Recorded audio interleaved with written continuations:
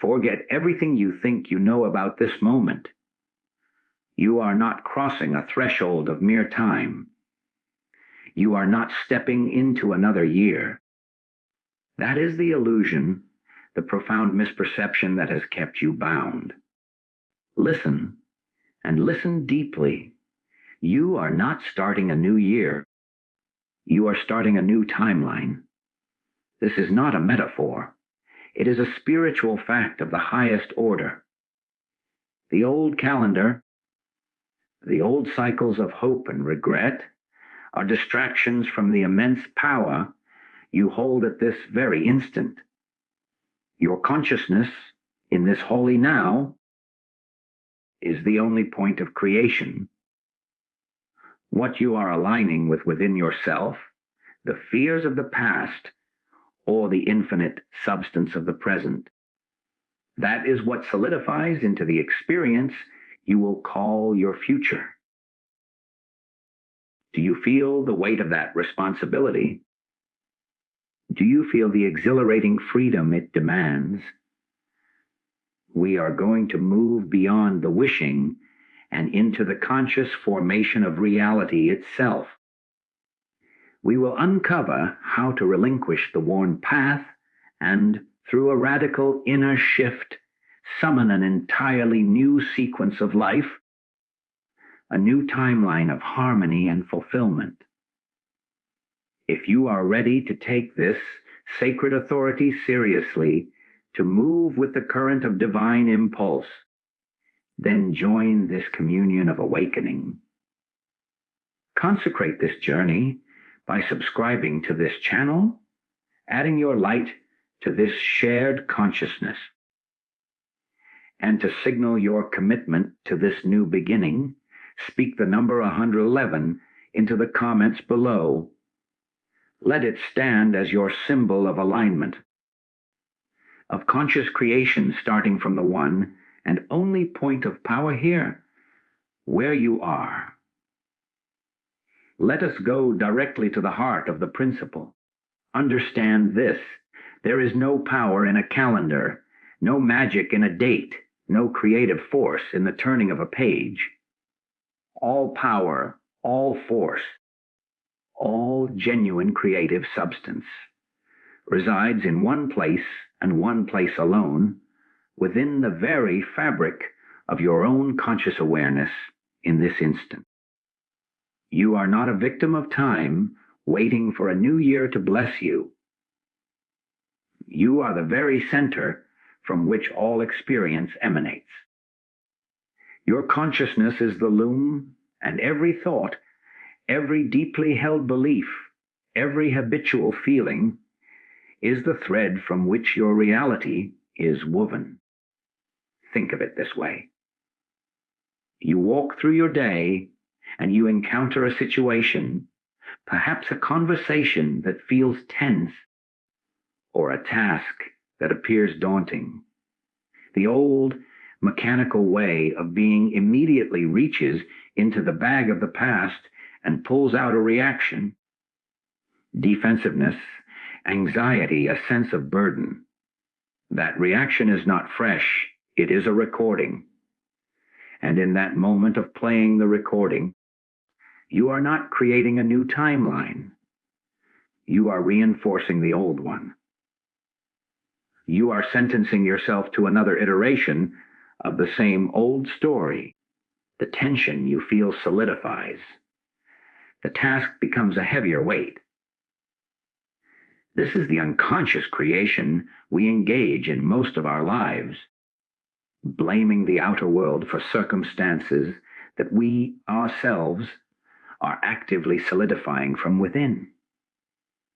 But here is the thrilling pivot, the point of sacred leverage.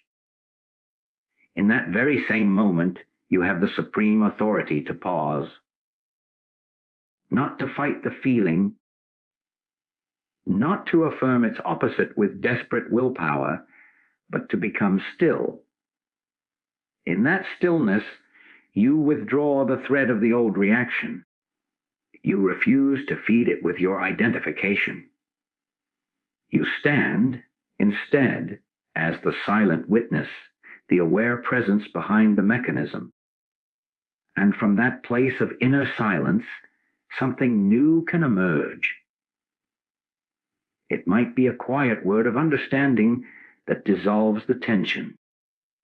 It might be a sudden inflow of energy that makes the task feel light. This is not you, the personality, thinking up a solution. This is the infinite creative substance, your own divine consciousness, flowing into the vacuum left when you release the old pattern. This is the new timeline being born. It manifests in the most practical ways. Consider the feeling of lack, whether it is financial, emotional, or relational. The moment you accept that feeling as your truth, you are projecting a timeline of continued scarcity.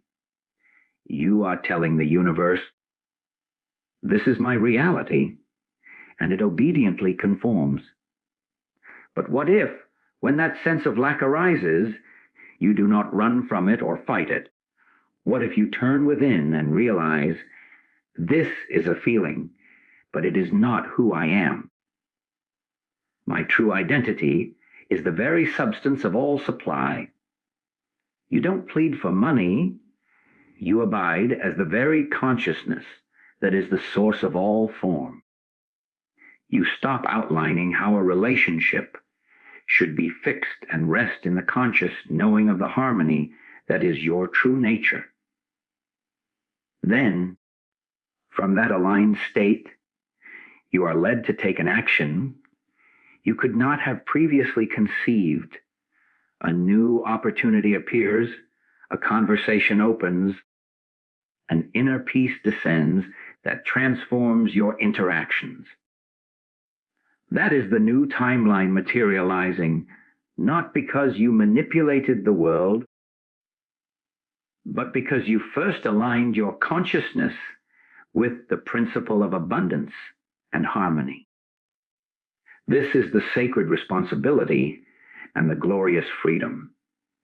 Your world is not happening to you, it is happening as from you. The colleague who irritates you, the news that frightens you, the dream that seems distant, they are all mirrors, showing you the content of your own conscious and subconscious acceptance. To change the reflection, you do not polish the mirror. You change the object being reflected. You go within and purify the source. You cease giving power to the belief in separation, in fear, in limitation. You take your stand, not as a hopeful human, but as the very seed of creation itself. When you feel overwhelmed, that is the signal not to struggle harder in the outer, but to go more deeply into the inner silence. When you feel joy for no reason, that is the signal of alignment. Nurture it, abide there, let that be your creative center. Every single moment is therefore a point of choice, a fork in the road of your destiny. Will you react from the memory of the past, thereby extending the old timeline? Or will you retreat into the fortress of your own awareness, into the holy silence where the personal sense of self dissolves, and allow a new impulse, a new idea, a new vibration to be born? That choice, made 1,000 times a day in the small and large moments of your life, is the only thing that determines the timeline you inhabit. The old timeline is built on the sand of past conditioning. The new one is built on the rock of present, moment awareness. You are not waiting for your life to begin. You are holding the spark of creation in your hands right now, in the quality of your attention, in the depth of your surrender to the infinite within. This is the secret that makes all things new, This is the immediate and practical consequence of that first principle. If your consciousness is the sole creative power, then what you perceive as the future is not a distant land you are traveling toward, but a shadow being cast by the light of your present moment awareness. It is always now. The future is nothing more than the present extended. Therefore, the entire quality of your tomorrow, your next year, the entire arc of your experience, is being determined not by your hopes or fears for what is to come, but by the profound quality of your being in this very instant. Let us make this shockingly clear. When you lie awake at night, anxious about a meeting tomorrow, you are not worrying about a future event. You are, in the present moment, actively creating a timeline of anxiety. You are infusing the now with the vibration of dread, and that vibration, like a seed, will inevitably produce a harvest of experiences that match its nature. The meeting itself may be neutral, but you will arrive there already contracted, already braced for conflict, already seeing through the lens of fear. And what do you find? Confirmation, tension, the very outcomes you dreaded. You have not predicted the future. You have manufactured it from the raw material of your present anxiety. That is the old timeline, a self-perpetuating loop of past, conditioned reactions projecting themselves forward and calling it fate. Now, shift the lens. The same principle applies to what you call a positive vision. Simply fantasizing about a desired outcome is often just another form of lack, a mental acknowledgement of its absence. But there is a deeper way. Consider a moment when you have felt a surge of pure gratitude for no reason. Not gratitude for something, but gratitude as a state of being, or a moment of deep inner peace while looking at a tree, or a wave of unconditional love for a child. In those instants, you are not thinking about the future at all. You are utterly present. And yet, what are you doing? You are aligning your consciousness with the substance of harmony, wholeness, and love. You are, in that present moment, casting a shadow of a future that must, by immutable spiritual law, embody that same harmony, wholeness, and love. You are not attracting a better tomorrow. You are being the quality of that better tomorrow now, and the universe has no choice but to arrange forms around that central reality. This is where your power lies, not in manipulating outcomes, but in assuming the consciousness of the outcome fulfilled. Are you seeking a timeline of greater abundance? Then you must find, in this present moment, the consciousness of already being the complete expression of supply. This does not mean pretending you have money in the bank you do not have. It means recognizing that true abundance is a quality of mind. It is creativity. It is intelligence. It is infinite possibility.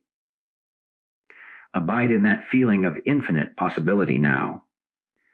Feel the fullness of it. Let go of the mental image of a specific bank account and rest in the substance of omnipresent good. From that aligned state, your actions will be inspired, not desperate. Ideas will flow, unexpected avenues will open, the forms will follow, but they will follow the quality of your consciousness, not the specifics of your personal want. Every moment you spend regretting the past or fearing the future is a moment you are stealing from your creative power. You are pouring the precious water of your attention onto the barren ground of illusion, and then wondering why your life feels parched. The practice, then, is a constant, gentle return. When you find yourself projecting forward into worry, you stop and you ask, what is the quality of my consciousness right now? Can I, just for this instant, release the story of what might be and simply be aware that I am aware? That simple act of returning to the silent witness within is the most powerful creative act you can perform. It dissolves the phantom future of fear and makes space for the genuine future, the one that emerges organically from a present moment anchored in peace, in love, in the silent knowing of your oneness with the source. Your tomorrow is being born in the quality of your breath right now, in the space between your thoughts, in the quiet acceptance of what is, without the frantic need to change it. The future is not coming to you. It is flowing out from you, from this sacred, eternal, and only point of reference, the everlasting now. To consciously stand in that everlasting now, to allow a new timeline of infinite possibility to flow from your being, you must perform the most radical act of spiritual surgery. You must relinquish the personal sense of history. This is not about forgetting facts or denying experience. It is about severing the psychic tentacles that anchor your identity to a story of wounding, limitation, or past glory. That story, that personal sense, is the ghost that haunts every present moment, whispering that you are the sum of what has happened to you, that your reactions are justified, that your boundaries are fixed. It is the prison warden of the old timeline. See it in operation. You meet someone new, and within moments, an old memory of betrayal colors your perception, making you guarded. You are offered an opportunity, and the echo of a past failure rises as a voice of caution, muttering, "Remember last time?" You look in the mirror and do not see the living presence before the glass. You see the accumulated judgment of decades about your appearance, your age, your worth. This is not living in the present. This is allowing a museum of old artifacts to dictate the atmosphere of your current life. You are dragging the corpse of yesterday into the fresh dawn of today, and then wondering why the air feels stale. That personal history is a weight you were never meant to carry. It is a narrative, an interpretation, a collection of judgments you have mistaken for yourself. The practice of release is vigilant and immediate. It happens when, in the midst of an argument, you feel the old script of resentment rising to your lips, and you consciously choose silence instead. In that silence, you are not rehearsing your defense. You are letting the entire storyline of how I have been wronged collapse for lack of participation. You are refusing to fuel it. At that moment, you are free of the personal sense of history. You are present. And from that vacuum of non-reaction, a new and unexpected response may arise, one of understanding or simple disengagement from the battlefield. That is the new timeline breaking through. Or consider a physical pain a lingering ailment. The personal sense of history tells a story of decline, of a body that is failing, of a pattern that always returns. You treat it, yes, but you also secretly believe the story. You expect its return. You wait for it. To relinquish this is not to deny the sensation, but to deny the identity with the story of the sensation. You turn your attention from the narrative of my bad back or my weak digestion, and you rest your awareness on the infinite life force that animates all form. You recognize the pain as a sensation appearing within your vast awareness, not as the definition of your being. You stop telling yourself the old story about it. In doing so, you withdraw the consciousness that was sustaining the pattern. You create a space where healing, which is always in the present, can flow unimpeded by the past's predictions. This relinquishment is your declaration of independence from the chain of cause and effect as the world understands it. The world says you are because of your past.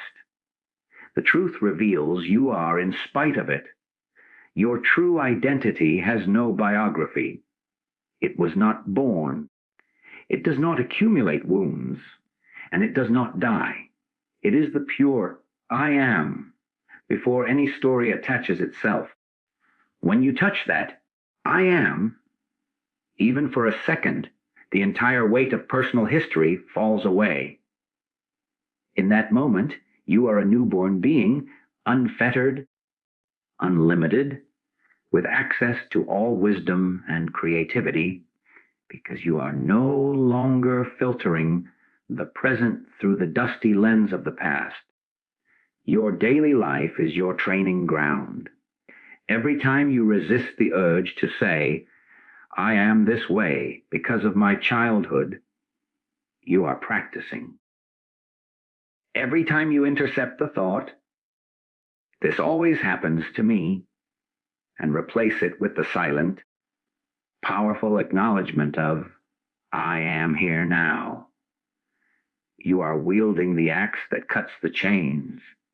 You begin to see people not as their histories, but as they are in this moment, which is how you grant them the freedom to be new as well. This is how you stop passing old wounds down through generations, through relationships, through your own body. You let the river of time flow past you, while you stand firm on the rock of the eternal present, no longer collecting the debris of yesterday. The past is a story you keep telling. To stop telling it, to let the silence of the now speak instead, is to walk out of the prison of time altogether and into the boundless field of creation, where all things are truly made new. And so it is revealed with crystalline clarity, the outer world does not lead, it follows. It is not the cause of your experience, but the effect. It is the living mirror, the perfect and unerring projection of your inner alignment. You are not a cork bobbing on the ocean of circumstance. You are the very magnetic center that arranges the iron filings of form and event around itself. To believe otherwise is to live in a state of profound spiritual inversion, seeing the shadow and believing it casts the body. Your financial reality, your health, your relationships, these are not random occurrences or the products of a capricious universe. They are the visible, tangible expressions of the specific quality of consciousness you have been inhabiting, the vibrational signature you have been broadcasting from within. Consider the harmony or discord in your home. If you carry an inner state of criticism and judgment, a subtle tension of being perpetually unsatisfied, you will inevitably find that atmosphere externalized. Spills will happen, appliances will break, conversations will turn sharp. The universe is not punishing you, it is faithfully matching your inner frequency. The outer chaos is simply showing you the hidden chaos of your own unexamined thoughts. Conversely, when you achieve an inner settlement, a deep acceptance, and peace regardless of the conditions, you will witness a mysterious reorganization of the environment. A conflict resolves without your intervention, a needed item appears, a moment of unexpected beauty interrupts the day. This is not magic, it is law. The outer follows the inner as surely as the moon pulls the tide. This principle cuts through the illusion of being a victim of the world. The challenging colleague, the demanding relative, the bureaucratic obstacle, they appear as solid, external problems. You wage war with them, trying to change them, convince them, or overcome them. And in doing so, you deepen the groove of the old timeline, the timeline of conflict and resistance. But the moment you turn your attention inward and ask, what within me is resonating with this experience?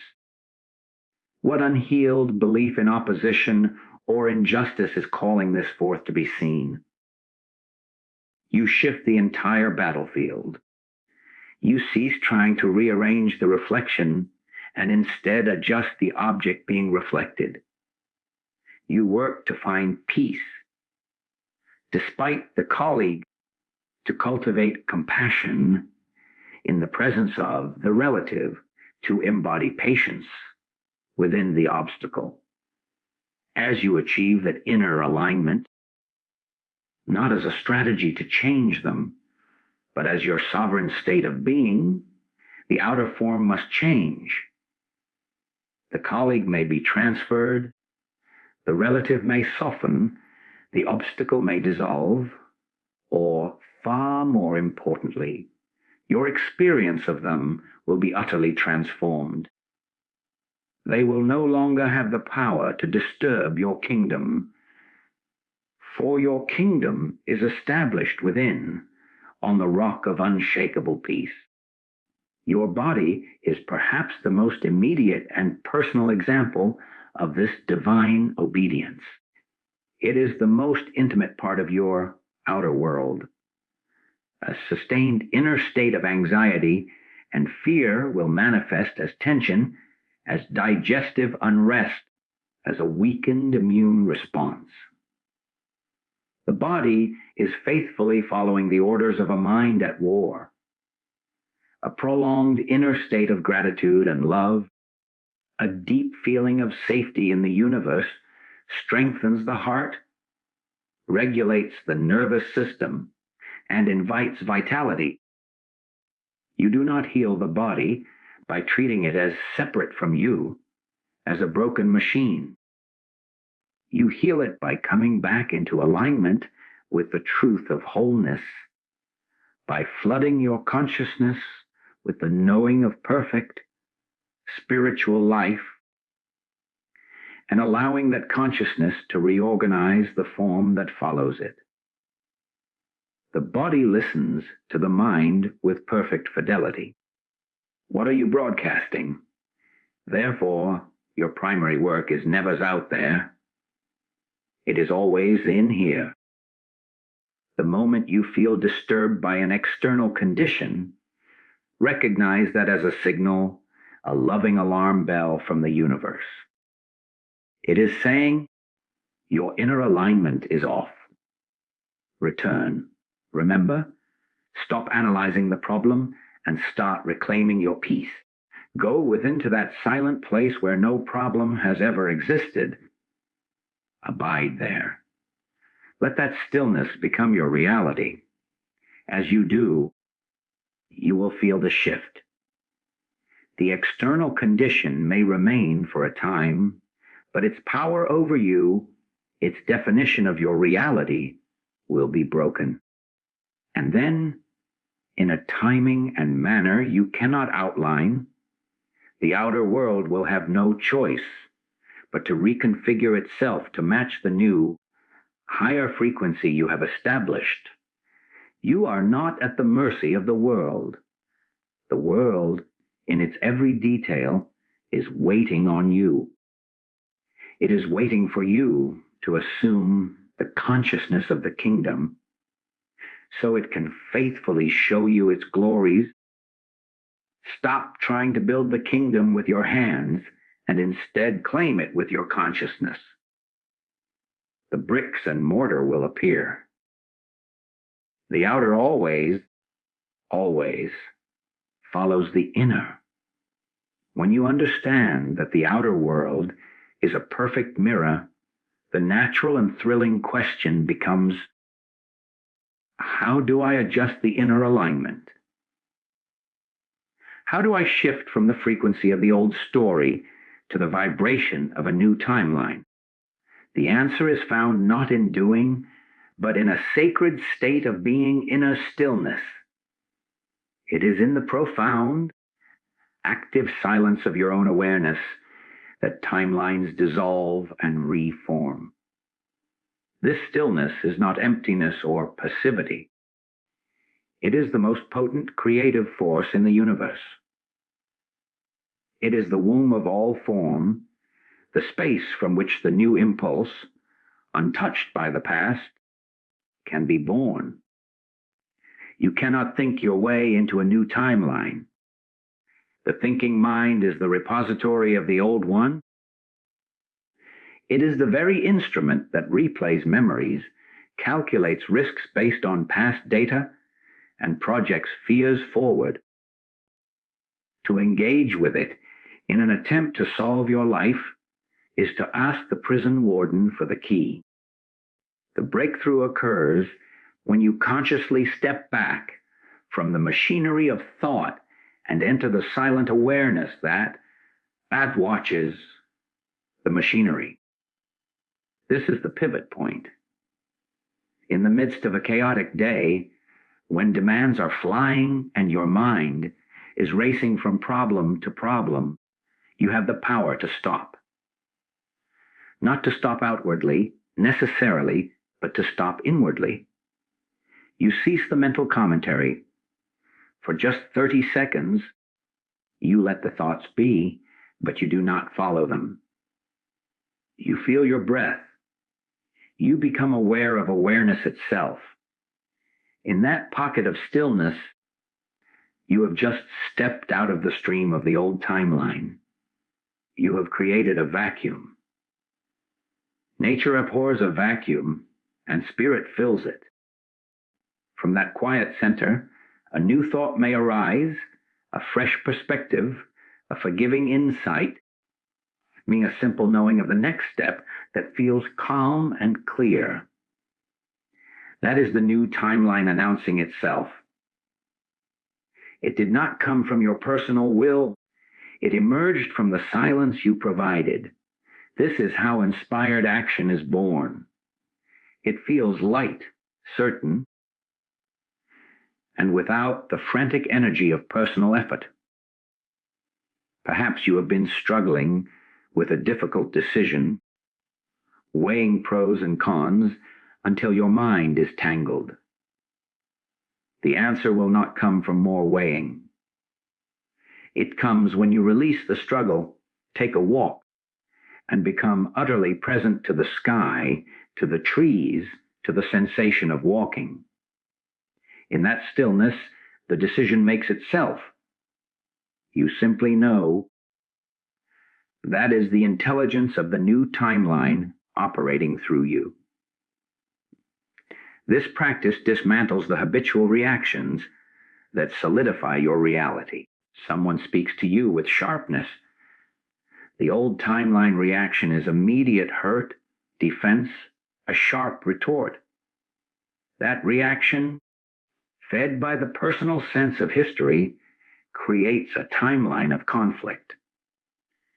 But if, in the split second before you react, you access that inner stillness, even for a breath, you break the chain. In that stillness, you may see their pain instead of their attack. You may feel compassion instead of anger. Or you may simply remain silent, anchored in a peace that no word can touch. From that place, your response, if one comes, will be entirely different. It may dissolve the conflict entirely. You have, in that moment, not only avoided adding energy to an old pattern, you have summoned an entirely new possibility into form. You have shifted timelines in a real, tangible way. The stillness is where you remember your true identity as the creator, not the creation. As long as you are identified with the noisy stream of thoughts, emotions, and bodily sensations, you feel like their effect. You feel pushed and pulled. But in stillness, you realize you are the vast, silent space in which these temporary phenomena appear and disappear. You are the screen, not the movie. This realization is the ultimate power. When financial worry arises, instead of frantically following the thoughts of lack, you can sink beneath them into the stillness that is inherently whole and complete. Abiding there, the worry loses its substance. It may not vanish instantly, but it no longer defines you. And from that position of wholeness, new ideas for supply can emerge. When grief visits, you do not have to become the grief. You can honor the feeling, yet simultaneously rest in the deeper stillness of your being that is eternal, that was never born and can never be lost. From that anchor, the healing is profound and real. Make this your daily, moment-by-moment practice. Do not wait for a quiet room. Create the quiet within the storm. In the grocery line, instead of feeding impatience, go inward to the stillness. In traffic, instead of feeding frustration, retreat to the silent witness within. Every time you do this, you are withdrawing your life, force from the old world of reaction, and reinvesting it in the new world of conscious creation. You are training your spiritual muscles to reside in the creative void. This is the sacred technology.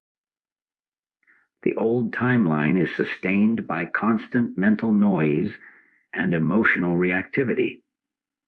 The new one is woven from the threads of silence, from the gaps between thoughts, from the conscious choice to be still and know. The entire universe is waiting, poised, in that stillness within you, ready to project a new and harmonious sequence of events the moment you stop wrestling with the old projection.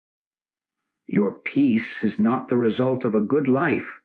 A good life is the result of your peace. And that peace is found nowhere else but in the holy, creative, all-powerful silence at the center of your own being. This is the final and total realization, the truth that makes all the practice not merely a technique for improvement, but a homecoming to your natural state. You are not a human being hoping for spiritual moments. You are the spiritual being, the conscious creator, having a human experience. To accept this identity is to step into the full authority of your being. It is to understand that every moment of stillness, every relinquishment of the past, Every adjustment of inner alignment is not you trying to become something else. It is you remembering and then embodying what you have always been. You are the source, not the seeker. The I am before any story, any role, any condition. This acceptance is not an intellectual agreement. It is a felt sense, a living knowledge that changes everything. When you face a challenge from this standpoint, you no longer ask, why is this happening to me? That is the question of a victim on the old timeline. Instead, from the seat of the conscious creator, you ask, what is this revealing about the power I am? How is this circumstance calling forth a greater expression of the creativity and intelligence that I am? The situation may look the same, but the entire context has shifted. You are no longer inside the problem, bewildered by it. You are the awareness in which the problem is appearing, and therefore you hold the creative authority to transform it from its root. See it in the most ordinary moments. You are preparing a meal. From the old identity, it is a chore, a task to complete. From the conscious creator identity, it is an act of alchemy. Your hands are instruments of intelligence, arranging form. The colors, textures, and aromas are elements of an ever unfolding creation appearing through you. The love you may infuse into, it is not a sentimental addition. It is the very substance of creation itself, the binding force of the universe, flowing through your consciousness into form. The meal is no longer just food, it is a manifestation of the creator you are. This shift in identity transforms drudgery into sacrament. Or consider a moment of profound fatigue when the body and mind feel depleted. The old identity collapses into this feeling, becomes it, I am so tired, I am drained. The conscious creator recognizes there is a sensation of fatigue appearing in my awareness. My true identity is the awareness itself, which is never tired, never depleted. You do not deny the sensation, but you cease identifying as it. You rest in the awareness that is prior to it. From that place, you may be guided to true rest. Or you may find a renewed energy flowing up from that deep, inexhaustible well of being. You are not at the mercy of the body's signals. You are the intelligence that interprets and directs them. This is the foundation for fearlessness. When the news of the world shouts of danger and lack, the human identity contracts in fear. The conscious creator remains unmoved, not from ignorance, but from knowing that the world you see is a collective projection, and your power lies in holding a different frequency. You do not fight the darkness with anger. You hold the light of your knowing. You become a still point of peace and clarity in the chaos. And by holding that frequency, you make it real in your experience. You become a living citadel, and your very presence begins to alter the field around you. You are not praying for peace. You are being peace. And peace is what then unfolds in your world. To accept this is to drop the final burden, the burden of being the effect. You are the cause. Your relationships are not accidents. They are specific creations calling forth specific aspects of your love, your patience, your boundaries. Your work is not a job. It is a unique channel through which the infinite expresses its creativity as you.